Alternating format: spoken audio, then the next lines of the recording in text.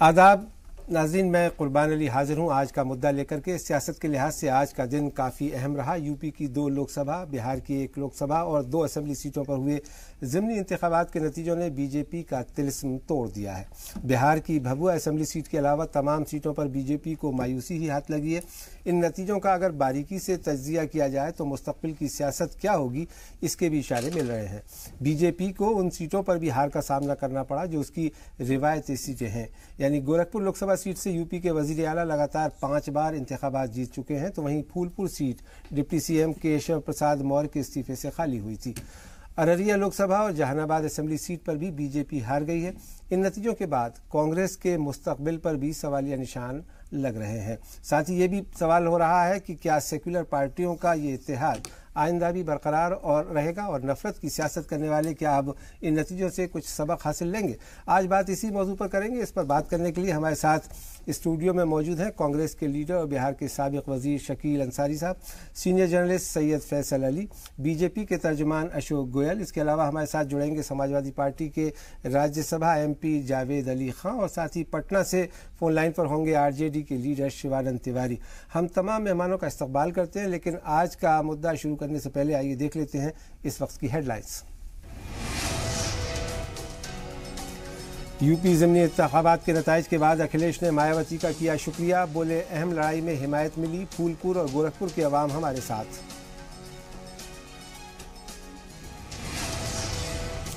ज़िमनी इंतखाबात में बीजेपी की शिकस्त के बाद बोले यूपी के सीएम योगी, ओवर कॉन्फिडेंस बना शिकस्त की वजह, इलेक्शन से पहले बेमेल इत्तेहाद ने डाला असर।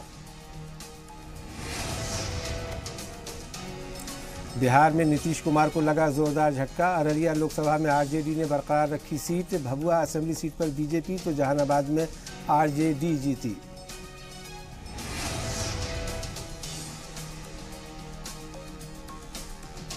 अयोध्या मामले पर सुप्रीम कोर्ट में 23 मार्च को अगली सुनवाई, कोर्ट का फैसला, सिर्फ अहम अर्जी पर होगी समाअत। सुब्रमण्यम स्वामी और शिया पर्सनल लॉ बोर्ड की अर्जियों को किया खारिज।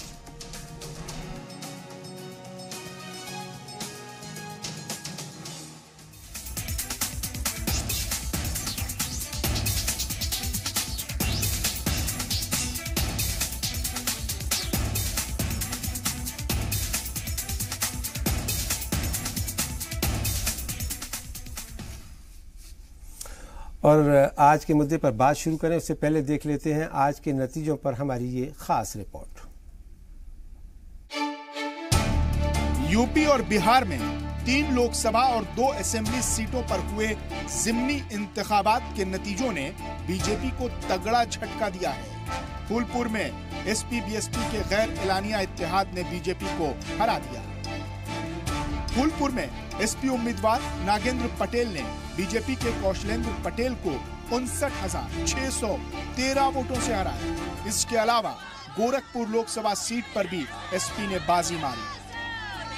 गोरखपुर सीट यूपी के वजीर आला योगी आदित्यनाथ और Phulpur seat deputy CM Keshav Prasad Maurya के इस्तीफा देने के बाद खाली हुई थी। हार के बाद यूपी के सीएम योगी आदित्यनाथ ने कहा कि हमें अवाम का फैसला कबूल है। उन्होंने कहा कि बुआ बबुआ की साठगांठ तरक्की की राह में रुकावट है। वहीं अखिलेश यादव ने कहा कि जो सरकार अवाम को दुख देती है, अवाम उसको सही जवाब देते हैं। हम इस फैसले को स्वीकार करते हैं। मैं गोरखपुर से भी और फूलपुर से भी, और जो ये बेमेल गठबंधन इन लोगों के द्वारा किया गया उसको समझने में कहीं न कहीं कमी रही और वह अति आत्मविश्वास उसका एक कारण है। मैं आप सबका धन्यवाद देना चाहता हूं। आपके माध्यम से दोनों लोकसभा क्षेत्र की जनता का, गोरखपुर लोकसभा क्षेत्र की जनता का, फूलपुर लोकसभा की जनता का मैं बहुत बहुत धन्यवाद देना चाहता हूं। उत्तर प्रदेश के लोकसभा के चुनाव से राजनीतिक संदेश हमेशा निकलते हैं। जब एक मुख्यमंत्री का क्षेत्र हो, कई वर्षों से जिसको किसी ने नहीं हरा पाया हो, दूसरा उप मुख्यमंत्री का क्षेत्र हो, दोनों महत्वपूर्ण और प्रदेश अध्यक्ष भी रहे हों भारतीय जनता पार्टी के, अगर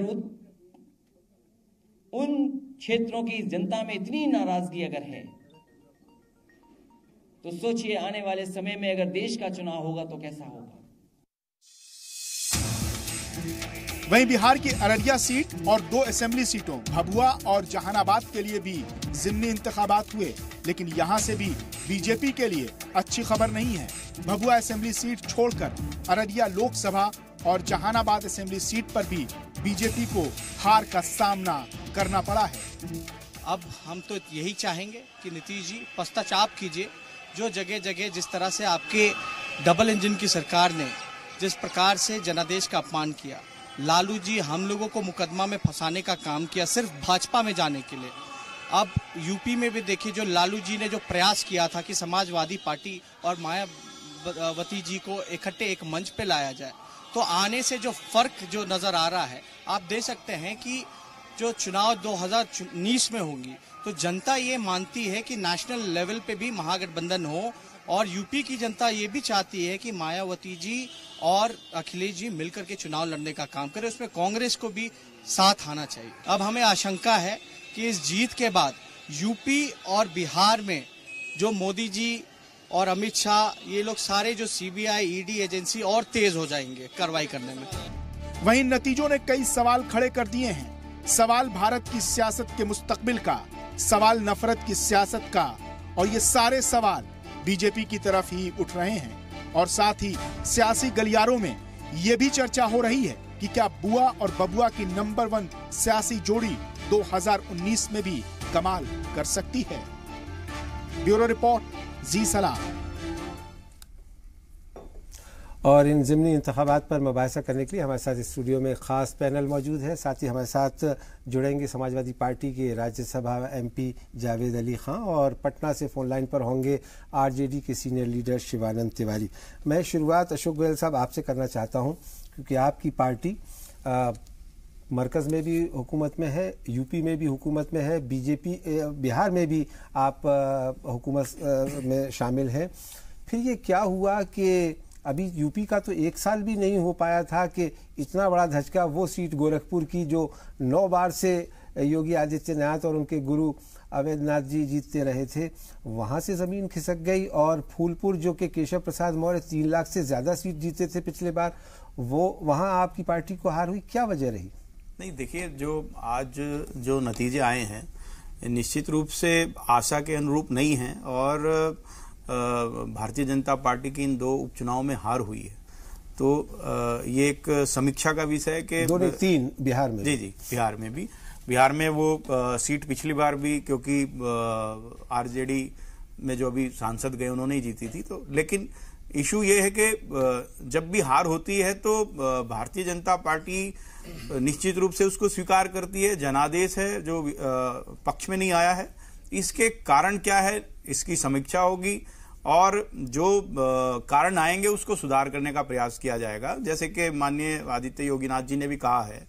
और मुझे लगता है क्योंकि चुनाव जो उपचुनाव होता है उसमें एक उत्साह और जोश गायब होता है, क्योंकि उसमें ना ही कोई प्रदेश की सरकार बनती है, ना ही किसी केंद्र में सरकार बनती है। और जिस तरह से वोट परसेंटेज कम हुआ है, उसमें जो शहरी मतदाता है, जो कि भारतीय जनता पार्टी का मतदाता है, वो बाहर नहीं आया वोट करने के लिए, जो प्राइमरीली अभी देखकर लग रहा है। ठीक है, आप कह रहे हैं कि मुझे लगता है कि जो हमारा मतदाता था वो थोड़ा उदासीन रहा, क्योंकि उसके लिए एक ऐसा इशू नहीं था कि प्रदेश में भारतीय जनता पार्टी की सरकार बन रही है या केंद्र में सरकार बन रही है, लेकिन उसके बावजूद भी मुख्यमंत्री और उप मुख्यमंत्री की प्रतिष्ठा तो दांव पर थी, जिन्होंने ये सीट 4-5 महीने पहले खाली की थी।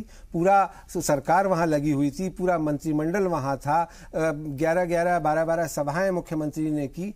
उसके बावजूद देखिए, ये बात बिल्कुल सही कह रहे हैं आप कि ये दोनों सीटें बहुत ही महत्वपूर्ण सीटें थी जी, और वहां पर मेहनत भी की, प्रयास भी की, लेकिन उसके बावजूद भी एक उदासीनता वहां पर नजर आई कि जो हमारा वोटर था वो बाहर नहीं आया, वो मत प्रतिशत से भी नजर आ रहा है। और दूसरी बात ये कि जो एक सोशल इंजीनियरिंग वहां पर हुई, उसका शायद जो अंदाजा जो पार्टी को जो आकलन था वो नहीं कर पाए, और जिसमें के सपा और बसपा का जो ये गठजोड़ हुआ है उसका आकलन शायद हम उतना ठीक से नहीं कर पाए। मैं आता हूं आपके पास में। जावेद अली खान साहब हमारे साथ में हैं, समाजवादी पार्टी के राज्यसभा मेंबर हैं।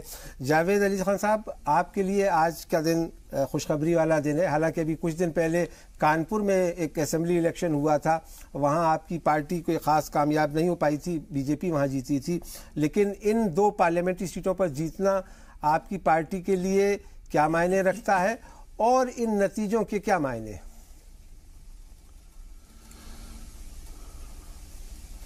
सिर्फ हमारी पार्टी के लिए ही नहीं,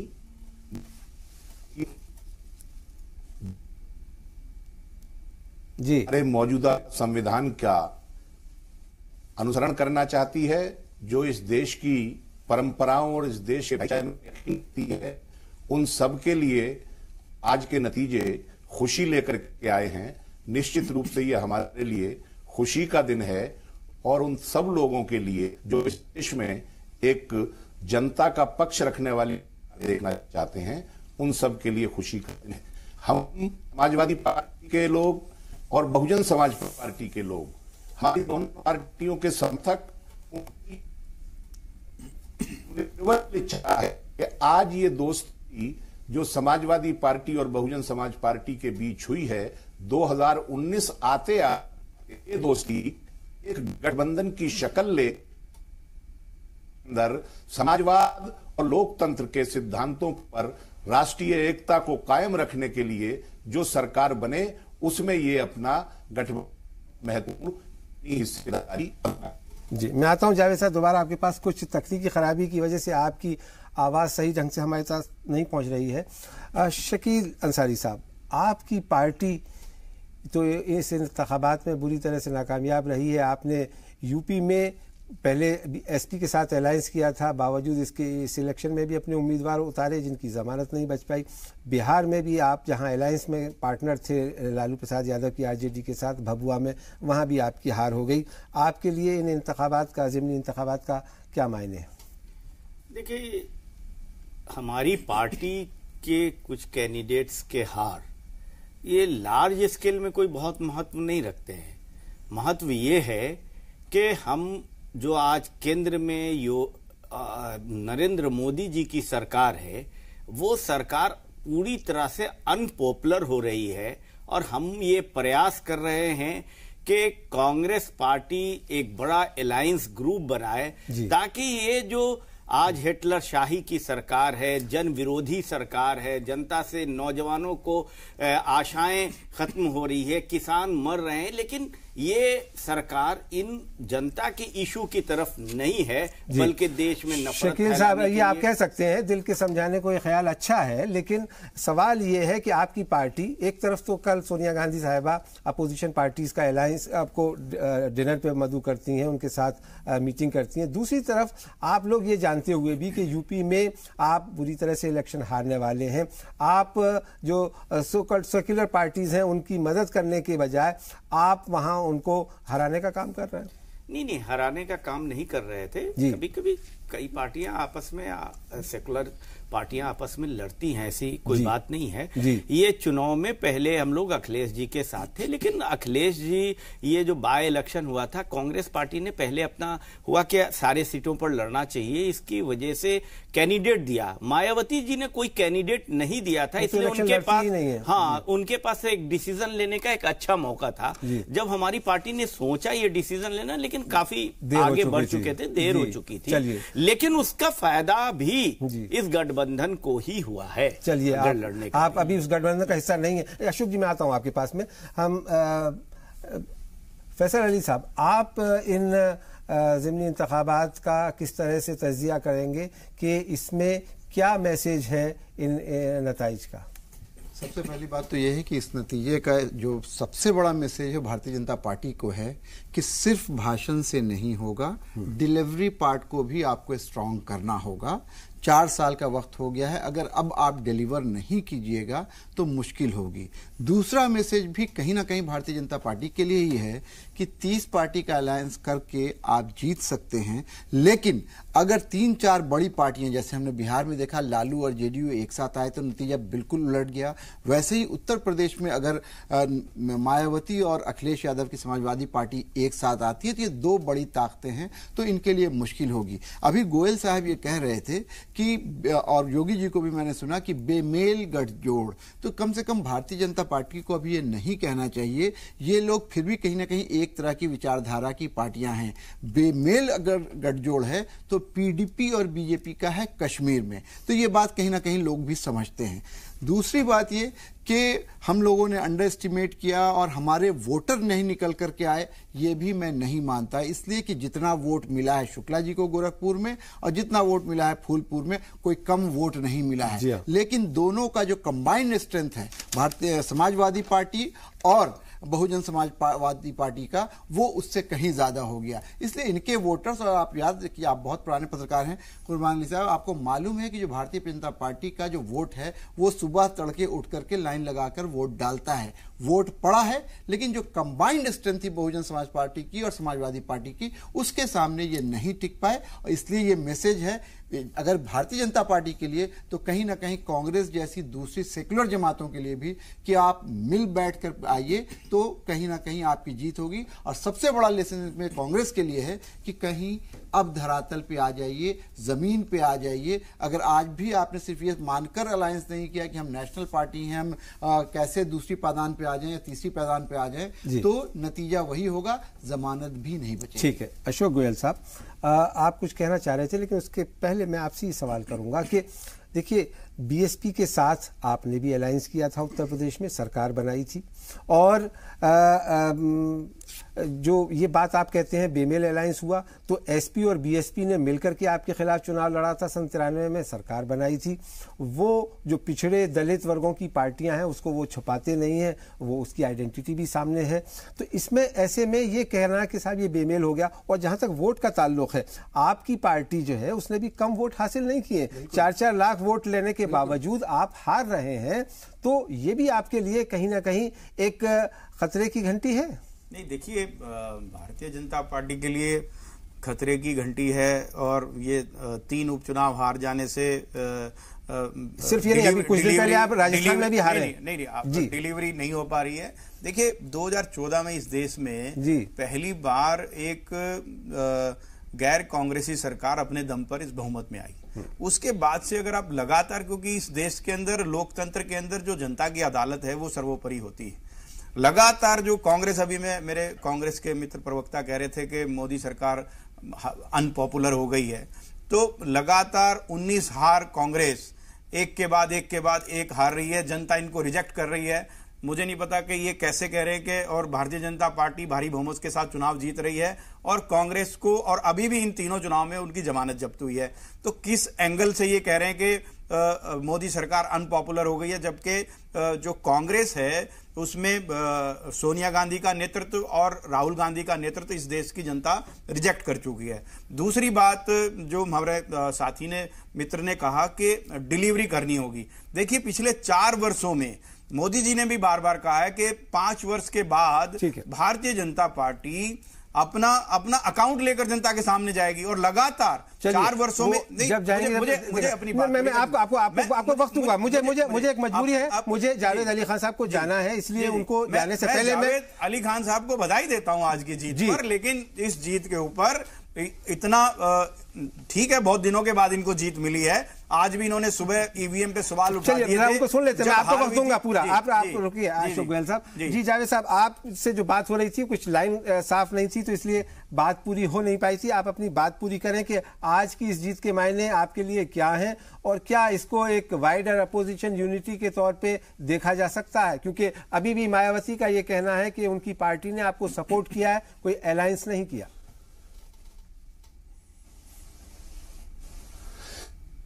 बिल्कुल दुरुस्त फरमाया है कि इस चुनाव के अंदर उन्होंने हमें सिर्फ समर्थन दिया था, हमारी हिमायत की थी।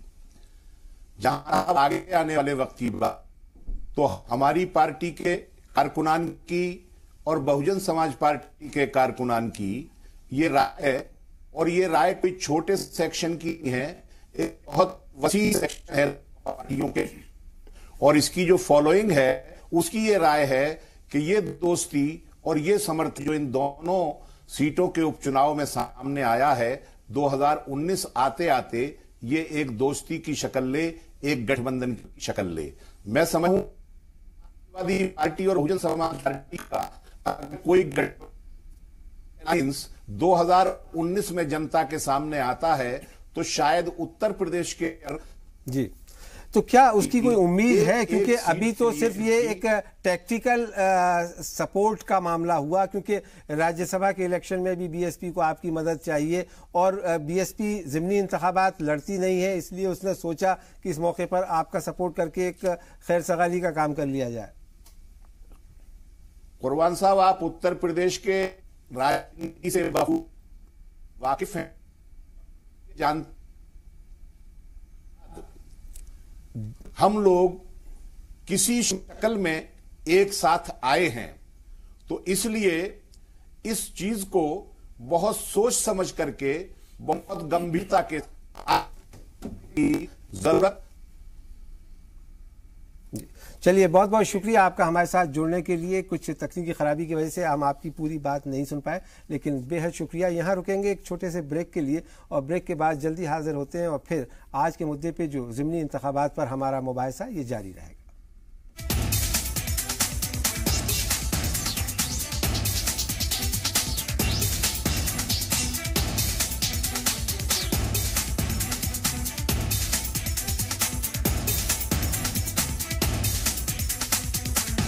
जी सलाम, देख रहे हैं आप, एक बार फिर इस्तकबाल है आपका। हम आज बात कर रहे हैं, आज का मुद्दा में ये जो ज़िमनी इंतखाबात के नताइज आए हैं, ख़ास करके 3 पार्लियामेंट्री सीट, जिसमें से 2 यूपी से और 1 बिहार से, और उसमें भारतीय जनता पार्टी को बड़ी शिकस्त हुई है। इन नतीजों के क्या मायने हैं और ये कैसे आइंदा इंतखाबात में हिंदुस्तान की सियासत को मुतासिर कर सकते हैं, इसी पर हम बात कर रहे हैं। हमारे साथ बीजेपी के तर्जमान अशोक गोयल साहब हैं, कांग्रेस पार्टी के लीडर शकील अंसारी साहब हैं, सीनियर सहाफ़ी सैयद फैसल अली हैं, और फ़ोन लाइन पर कुछ ही देर में हमारे साथ आरजेडी के लीडर शिवानंद तिवारी पटना से जुड़ेंगे। अशोक गोयल साहब, देखिए, बहुत तरीके से तज्जिया किया जा सकता है, बहुत तरीके से एनालिसिस किया जा सकता है, लेकिन आपकी पार्टी जिसका कि लगातार ग्राफ ऊपर चला जा रहा है, आपने अभी कहा भी कि आप कई रियासतों में इलेक्शन जीतते आए हैं, लेकिन आम तौर पर यह माना जाता है हिंदुस्तान की सियासत में कि जो ज़िमनी इंतखाबात यानी बाई इलेक्शंस होते हैं, और ख़ास करके पार्लियामेंट के, वो एक तरह से रिपोर्ट कार्ड होता है हुकूमत के बारे में, एक उसका मिड टर्म अप्रेजल होता है कि आया उसकी जो पॉलिसीज़ हैं, उसकी जो नीतियां हैं वो सही हैं कि नहीं, आम जनता उसको सराह रही है कि नहीं। 2014 को अभी 4 साल मुकम्मल नहीं हुए, फिर क्या है कि बीजेपी का तिलिस्म टूट रहा है? वो सीट जो बीजेपी 3 लाख से ज़्यादा सीटों से जीती थी, गोरखपुर भी और फूलपुर भी, वहाँ आज उसे हार का मुंह देखना पड़ा। नहीं, देखिए क्या है कि जो हमारी मीडिया की जो एनालिसिस है वो हमेशा एक कलर देती है। 2014 से लगातार भारतीय जनता पार्टी एक के बाद एक चुनाव जीत रही है। दूसरे, पहले मुझे बात करनी दीजिए, मैं महाराष्ट्र का चुनाव देखिए, आप हरियाणा में देखिए, चुनाव जीतने के बाद वहां पर बाई इलेक्शंस हुए, वहां पे कॉर्पोरेशंस के चुनाव हुए, हर चुनाव में, चाहे वो मध्य प्रदेश में अभी बाई इलेक्शन से पहले कॉर्पोरेशन के चुनाव हुए, पंचायत के चुनाव हुए, लगातार भारतीय जनता पार्टी चुनाव जीतती रही है। देखिए, अभी उत्तर प्रदेश में जब हम लोकसभा का चुनाव जीते थे, उसके बाद जब विधानसभा भी हमने क्लीन स्वीप किया, उसके बीच में भी कुछ बाई इलेक्शंस आए थे, जब हमारे कुछ एमएलए सांसद बन गए थे, तो सब में समाजवादी जीती थी। हाँ, उसमें भी जीत गई थी समाजवादी पार्टी। तो ये देखिए कि इसमें एक बड़ा मीनिंग निकालने की मुझे नहीं लगता कि आवश्यकता है, क्योंकि जो भारतीय जनता पार्टी का कार्यकर्ता था वो निश्चित रूप से उदासीन था। वोट मिले हैं, लेकिन वोट परसेंटेज घटा है। और दूसरी बात यह कि पिछले 4 साल में जो नरेंद्र मोदी जी के नेतृत्व में भारतीय जनता पार्टी ने जो गांव, गरीब, किसान को केंद्रित करके जिस तरह से नीतियां बनाई है वो अगले लोकसभा चुनाव के ऊपर आप कह रहे हैं चौबेल साहब कि ना तो इसमें कलर देखना चाहिए मीडिया को, मीडिया कलर दे रहा है, मीनिंग देख रहा है, आपको क्रिटिसाइज ना करे मीडिया, कुर्बानी आपको क्रिटिसाइज से करने से डर लगता है। मैंने सबसे पहले कहा है कि ये समाजवादी पार्टी की जीत को हम उनको बधाई देते हैं। निश्चित रूप से हमारी पार्टी की इसमें हार हुई है, ये समीक्षा का विषय है, क्यों हार हुई। दूसरा आपके पास में शिवानंद तिवारी पटना से जुड़े, एक मैं आता हूं आपके पास में, मैं आपको पूरा वक्त दे रहा हूं, मेरे पास वक्त की कमी नहीं है, आपको पूरा वक्त दिया जाएगा। इस वक्त शिवानंद तिवारी साहब आरजेडी के सीनियर लीडर और अब एक मेंबर पार्लियामेंट हमारे साथ फोन लाइन पर जुड़े। शिवानंद तिवारी साहब, आप बिहार के इन बाई इलेक्शंस के जो नतीजे हैं इन्हें किस तरह से देखते हैं और इसका क्या मायने है, क्या मतलब है? देखिए, बहुत ही सिग्निफिकेंट जो है इसका मतलब है, मैंने पिछले 2014 से नरेंद्र मोदी जी की सरकार बनने के बाद देश का माहौल जिस ढंग से बिगड़ा है, जिस ढंग से जहरीला माहौल हुआ है, एकदम बिखराव की स्थिति जो है बिल्कुल दिखाई दे रही है। ये देशभक्ति का सर्टिफिकेट बांट रहे हैं। और जहाँ देखिए अभी नॉर्थ ईस्ट में चुनाव हुआ, अलगाववादी जो समूह है वहाँ उस इलाके में त्रिपुरा वगैरह में, उसके साथ इन्होंने समझौता किया, पीडीपी के साथ समझौता इन्होंने किया। अफजल गुरु को इन लोगों ने ये मानते हैं तो द्रोही, और जो है पीडीपी के लोग मानते हैं उनको देशभक्त। तो जो माहौल बना हुआ है, देखिए कर्नाटक में अलग झंडे की बात हो रही है, अलग एंथम की बात हो रही है, पूरे देश का माहौल जो है एकदम बिखराव का बना हुआ है। और जिस ढंग से मैंने आप अपनी बात नहीं कर सकते हैं, मीडिया पूरा का पूरा सरेंडर किए हुए हैं इनके सामने करके मारे। ये सिनेमा आप नहीं बना सकते हैं, कविता आप नहीं लिख सकते हैं, आप पेंटिंग नहीं बना सकते हैं। ये माहौल जो है पूरा बना हुआ है, इसको देश की जनता ने समझा है। देखिए हमको याद है इमरजेंसी का के बाद जो चुनाव हुआ था, इंदिरा जी इतनी ताकतवर मैंने प्रधानमंत्री थी, मैंने उनको खुद चुनाव हारना पड़ा था। देश की जनता जो है इस मामले में बहुत ही मैच्योर्ड है। बाकी जो भी कमजोरी हमारे समाज में हो, लोगों में हो, लेकिन उसको जहां दिखाई देता है कि जो शासक है हमारा वो देश को कायदे से नहीं चला रहा है, देश इसके हाथ में सुरक्षित नहीं है, तो उसको फैसला देने में कोई विलंब नहीं होता। चलिए ये बताइए शिवानंद भाई कि ये जो नतीजे हैं बिहार की सियासत के लिए इसके क्या मायने हैं? क्योंकि अभी 3 साल पहले आरजेडी, जेडीयू और कांग्रेस ने एक महागठबंधन बना करके, ग्रैंड अलायंस बना करके रियासत में हुकूमत बनाई थी। फिर वो अलायंस टूट गया और फिर नीतीश कुमार साहब एक बार फिर बीजेपी के साथ में चले गए। अब बीजेपी और जेडीयू का कोalition है, उसकी हुकूमत है, बावजूद इसके नतीजे बिहार में अच्छे नहीं आए हैं उनके लिहाज से। इसके क्या मायने हैं? देखिए, पूरी बात हम आपकी ठीक से समझ नहीं पाए कुर्बान जी, लेकिन एक बात बिल्कुल साफ है कि जिस ढंग से मैंने नीतीश कुमार जो एनडीए से अलग हुए थे, एनडीए से वो अलग हुए थे बीजेपी की वजह से नहीं, लाल कृष्ण आडवाणी की वजह से नहीं। बीजेपी से एक अलग होने का एकमात्र कारण था कि बीजेपी का नेतृत्व जो है नरेंद्र मोदी के हाथ में जा रहा है। और इन्होंने ये घोषणा किया था, हमारे सामने ही इन्होंने कहा कि साहब जिस आदमी का नाम लेने से करोड़ों अल्पसंख्यकों के मन में भय व्याप्त हो जाता है, उसके हाथ में देश का शासन जाएगा। आपको याद होगा जिस समय मुख्यमंत्री के रूप में नरेंद्र मोदी जी आए हुए थे बिहार में नेशनल इक्विटी की मीटिंग में, नीतीश कुमार जी ने भोज का न्योता दिया था, वापस ले लिया। उस दिन रात में हमारी बात हुई नीतीश से और हमने कहा उसको कि अब इसके बाद बचा क्या है, न्योता दे के वापस लाना, इससे बड़ा अपमान किसी का क्या हो सकता है।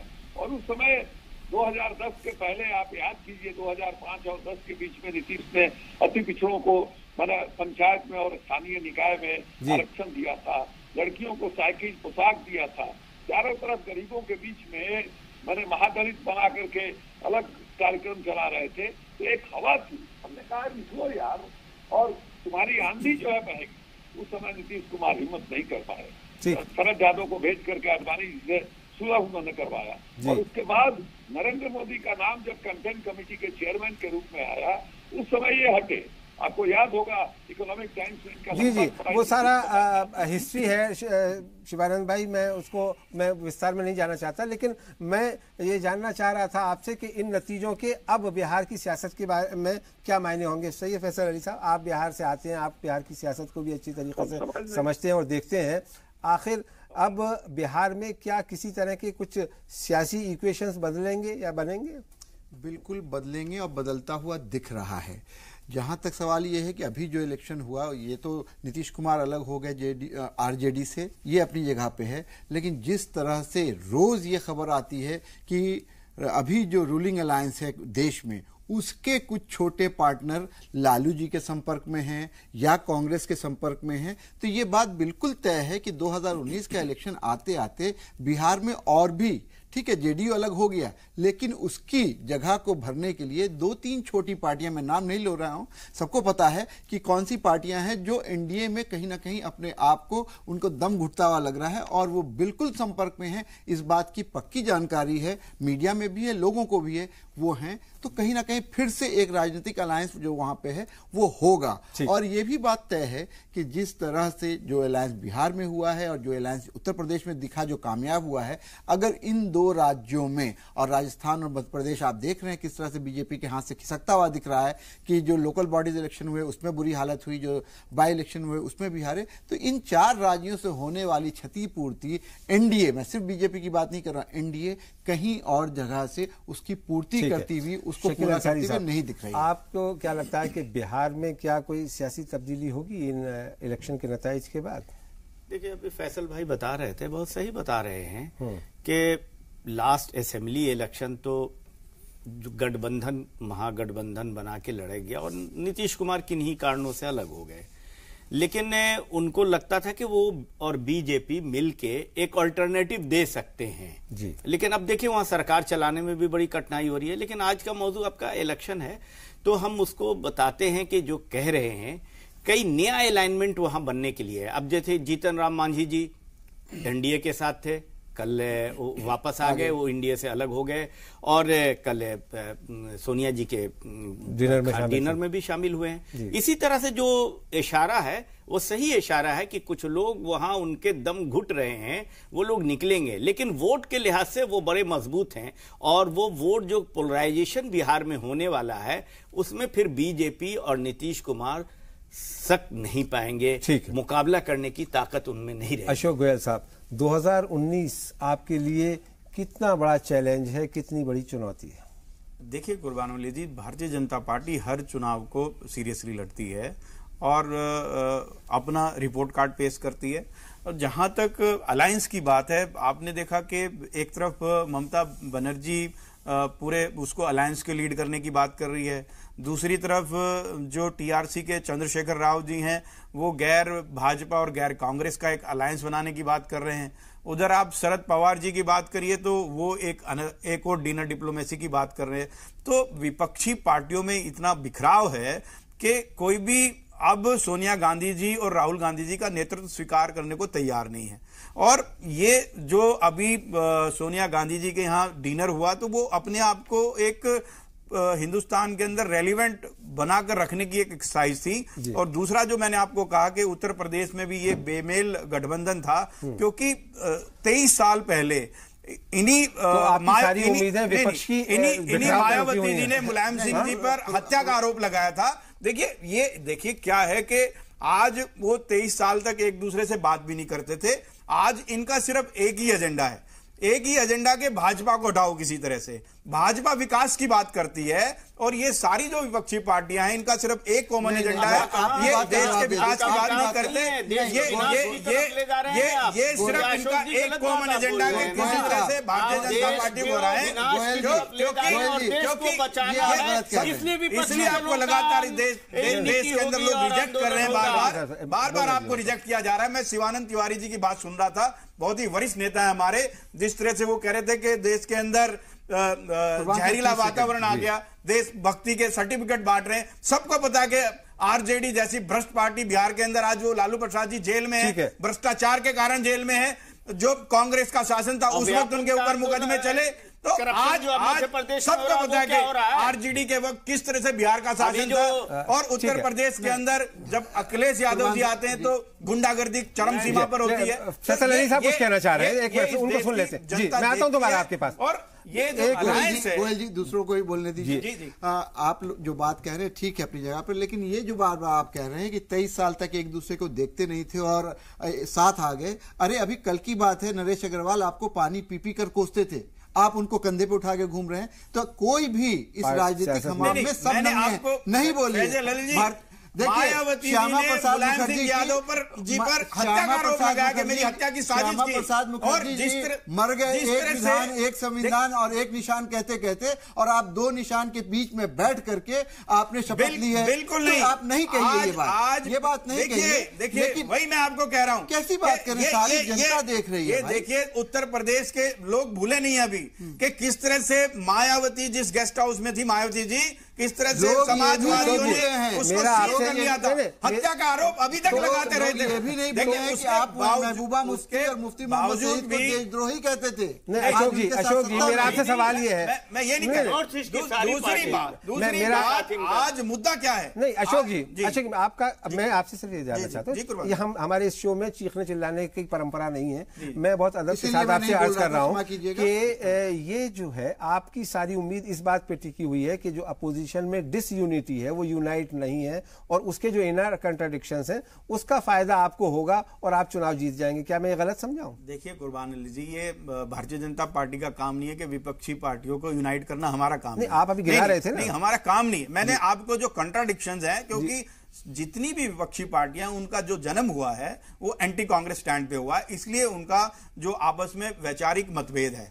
दूसरी बात, अगर उनका लेकिन एंटी कांग्रेसिज्म तो खत्म हो गया, अब एंटी बीजेपीज्म भी शुरू हो गया। वही मैं कह रहा हूं आपको, आज जो अलायंस की जो नींव है, उसका नींव सिर्फ ये है कि आज वो विकास की बात नहीं है। आज बात यह कि भारतीय जनता पार्टी को किस तरह से हटाया जाए, क्योंकि आज भारतीय जनता पार्टी विकास की बात कर रही है तो जो विपक्षी पार्टियां वो एक्सपोज हो गई है, उनकी जमीन खिसक रही है। आज वो जमीन बचाने के लिए किसी भी हद पर जाकर अलायंस कर सकती है। शिवानंद तिवारी साहब हमारे साथ फोन लाइन पर हैं, ऐसे हर अलायंस को एक्सपोज करेगी। शिवानंद जी, क्या आप किसी तरह की वाइडर अपोजिशन यूनिटी की उम्मीद देखते हैं अब इस इंतखाबात के बाद, क्योंकि अब एक साल से भी कम वक्त रह गया है जनरल इलेक्शन में होने में? लगता है कि शिवानंद तिवारी साहब से हमारा यहाँ पे ऐड कर दूं कुर्बान साहब कि जो बात अभी कह रहे थे गोयल जी कि नेतृत्व का सवाल होगा। अगर कोई महागठबंधन या अपोजिशन यूनिटी होती है तो लोगों ने सोनिया गांधी और राहुल गांधी के नेतृत्व को रिजेक्ट किया है। कहां पे ऐसी कोई बात आई है? मुझे तो नहीं दिखता है कि कोई किसी ने रिजेक्ट किया है। ये अपनी जगह पे है कि जब चुनाव होगा, एक बैनर के तहत होगा, तो उसके बाद हो सकता है नेता को लेकर के कोई बातचीत हो, कोई खींचतान हो, लेकिन किसी ने भी राहुल गांधी या सोनिया गांधी के नेतृत्व को रिजेक्ट किया है, ऐसी कोई बात नहीं है। हम यहाँ रुकेंगे कि मुझे एक छोटा सा ब्रेक लेना होगा। अशोक जी, हम जल्द वापस आते हैं और ये आज का मुद्दा में हमारी ये बहस, ये मुबाहिसा जारी रहेगा। एक छोटा सा वक्फा, जल्द हाजिर होते हैं।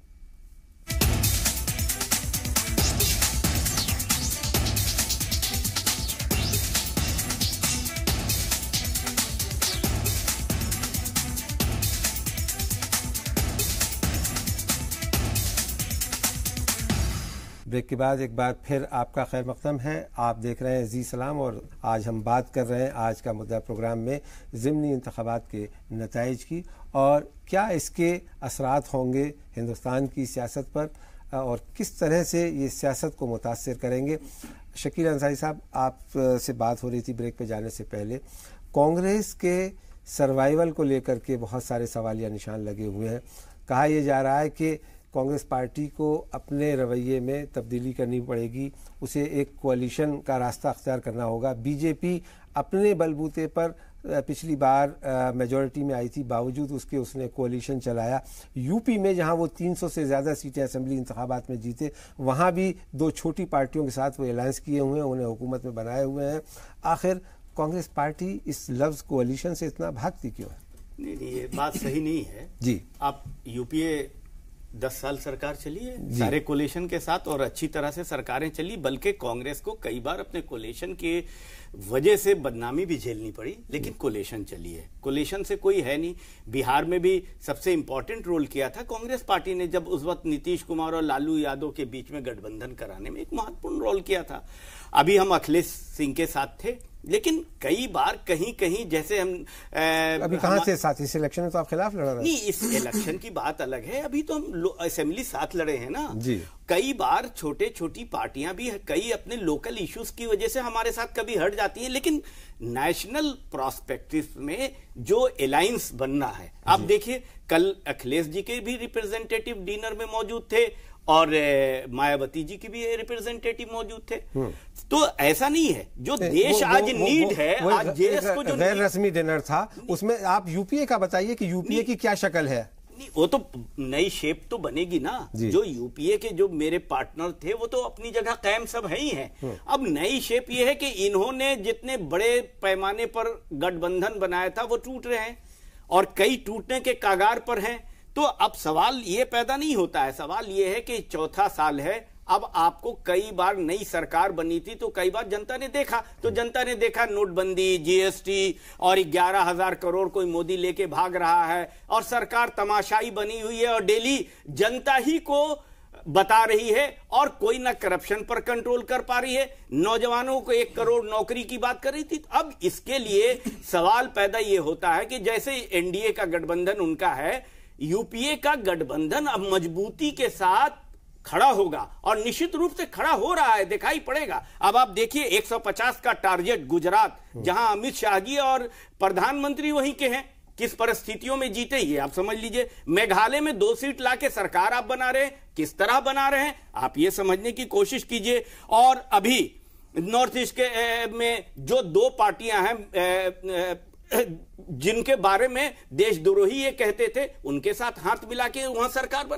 तो लेकिन इस सब के बावजूद क्या ये सच्चाई नहीं है कि 23 रियासतों में वो हुकूमत में है या हुकूमत में शामिल है? सच्चाई तो है, इसमें तो कोई इनकार नहीं कर सकता है, लेकिन इस सच्चाई के बावजूद कोई चीज की उरूज होती है, उसके बाद जवाल होती है। उनकी जवाल की शुरुआत हो चुकी है। अब आप देखिएगा बहुत जल्द इनकी खात्मा होने के नहीं, आप अपनी बात नहीं कर रहे हैं, आप वही फिर बात हो रही है कि मुझे गम नहीं अपने मिटने का, मुंतजिर हूं मैं उसके पिटने का। जब ये इन्हें हटाएंगे तो हम ही तो आएंगे। जी हमें ये गठबंधन ही तो आएगा, एक गठबंधन को रिप्लेस करेगा तो ये तो हटेंगे ही ना। फैसल अली साहब, आप बताइए कि जी मैं आऊंगा आपके पास में। फैसल अली साहब, क्या ये जो खामख्याली है इस वक्त शकील अंसारी साहब की, या ये जो ख्वाब देख रहे हैं, इसमें कुछ सदाकत नजर आती है आपको? नहीं, कुछ तो सदाकत है, लेकिन कुछ कहीं ना कहीं ओवर कॉन्फिडेंस है। इनको सीखना चाहिए उत्तर प्रदेश के इलेक्शन से, जहां बीजेपी ओवर कॉन्फिडेंस की वजह से हारी है, और इनको भी ये समझना चाहिए कि वक्त कोalition का है। अगर भारतीय जनता पार्टी अगर मरकज में है तो सिर्फ कोalition के दम पे है, अकेले दम पे कभी नहीं जीत पाती, चाहे कितनी बड़ी भी लहर होती। बहुत लहर लोग कहते हैं, लेकिन आप देख लीजिए कि जो अलायंसेज उन्होंने किए थे, चाहे अनुप्रिया पटेल जैसी छोटी पार्टी के साथ किए हो, वो पे ऑफ किया, उपेंद्र कुशवाहा का छोटा अलायंस पे ऑफ किया। ये समझना होगा कांग्रेस को। यहां एक इंपॉर्टेंट बात कुरबान साहब ये है कि एक तरफ तो हम ये देख रहे हैं कि जो बात गोयल साहब कह रहे थे कि इनके यहां बहुत मारपीट है और बहुत ज्यादा कॉन्ट्रडिक्शंस है, लेकिन हकीकत यह है कि एनडीए में कहीं ना कहीं खलफशार मचा हुआ है। इनके 2 बड़े एलाइज, एक चंद्रबाबू नायडू और दूसरे शिवसेना, दोनों इनसे अलग हो गए हैं, ऐलान कर दिया कि अलग इलेक्शन लड़ेंगे। दूसरी तरफ अगर हम यूपीए की तरफ रुख करें तो यूपीए के साथ जो एलाइज थे उनके साथ हैं और नए लोग जुड़ रहे हैं, चाहे वो छोटे ही सही, जीतन राम मांझी हों या 1-2 लोगों के और आने की बात है। उड़ीसा से भी एनडीए के लिए अच्छे संकेत नहीं है। तो यूपीए का कुंभा बढ़ रहा है और एनडीए का कुंभा कहीं ना कहीं सिकुड़ रहा है। ये दोनों के लिए वेकअप कॉल का काम करेगा आज का रिजल्ट। ठीक है, अशोक गोयल साहब, अब आप कहिए। देखिए, मैं जो शकील साहब को सुन रहा था और बड़ा आश्चर्य भी हो रहा था कि सभी जगह इनकी जमानत जब्त है, लेकिन फिर भी खुशी मना रहे हैं, तो अच्छी बात है। गुजरात के चुनाव में कांग्रेस और बीजेपी में करीब 10% वोट का फासला था उसके बावजूद भी उस वक्त भी मैंने देखा, अभी भी उसकी जीत की खुशियां मनाते हैं। ऐसी खुशियां इनको मुबारक हो। दूसरा, इन्होंने 3-4 मुद्दों की बात की, जीएसटी की बात की, नोटबंदी की बात की। इन्होंने इस देश की जनता को उकसाने की, भड़काने की और दंगा कराने तक की कोशिश की, लेकिन देश की जनता ने बताया कि नोटबंदी और जीएसटी पे मोदी जी के साथ है। देश इस कड़े फैसले के साथ जो देश के प्रधानमंत्री नरेंद्र मोदी जी है, वो क्योंकि देश के हित में वो फैसले लेते हैं, कड़े फैसले लेते हैं, जो कि इस देश को जरूरत थी। और जब लोकतंत्र के अंदर जब समय समय पर चुनाव होते हैं तो देश की जनता बताती है कि वो किसके साथ खड़ी है, और देश की जनता ने बताया कि वो देश के प्रधानमंत्री नरेंद्र मोदी जी, जो कि गरीबों के समर्पित जो उनकी नीतियां हैं और इस देश की जनता के हित में जो वो काम कर रहे हैं, वो उनके साथ खड़ी है। और लगातार हमने देखा कि 2014 के चुनाव के बाद जिस तरह से नरेंद्र मोदी जी सत्ता में आए थे, लोगों को उनसे आशाएं थी, अपेक्षाएं थी, लेकिन आज एक वो विश्वास के रूप में वो थी, लेकिन खरी नहीं उतर पा रही है। और लगातार इस देश के अंदर जो सरकारें बन रही है, चुनाव हो रहे हैं, उसमें भारतीय जनता पार्टी की नीतियों में लोगों का विश्वास बढ़ रहा है। निश्चित रूप से जो ये 2 या 3 चुनाव के नतीजे हैं, ये आशा के अनुरूप नहीं है। इसकी हम लोग समीक्षा करेंगे, जो हमसे गलतियां हुई हैं उसको दूर करने का प्रयास करेंगे, और जनतंत्र और लोकतंत्र के अंदर जनता की अपेक्षाओं पर काम करना, उनकी आकांक्षाओं को पूरा करना, ये भारतीय जनता पार्टी करती है और करती रहेगी। ठीक है जी। ये 15 लाख रुपए करप्शन में सबके अकाउंट में डालने की बात की थी।